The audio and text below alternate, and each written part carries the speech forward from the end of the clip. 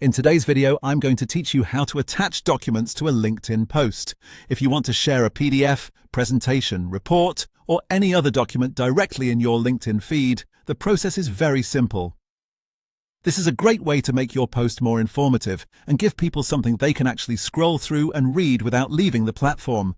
To get started, go to your LinkedIn homepage.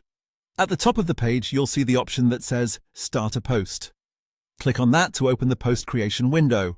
This is the same place you'd normally go if you were writing a regular text post, but this time you'll be adding a document attachment.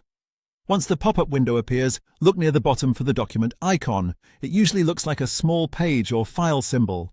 Click that icon to begin attaching your document. If you don't notice it right away, take a quick moment to scan the row of posting options at the bottom of the window.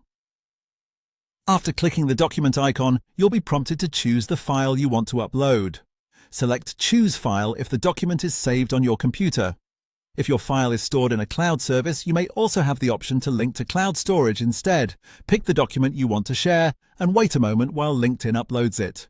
Depending on the file size and your internet speed, this may take a few seconds. When the upload is complete, LinkedIn will ask you to add a title to the document. Make sure the title is clear and relevant, because this is one of the first things people will see when they come across your post. After entering the title, click Done to confirm. Next, write the caption for your post. This is where you can add context, explain what the document is about, and encourage people to read or engage with it.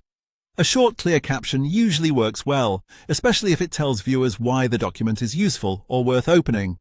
Once everything looks good, click Post to publish it to your LinkedIn feed. That's it.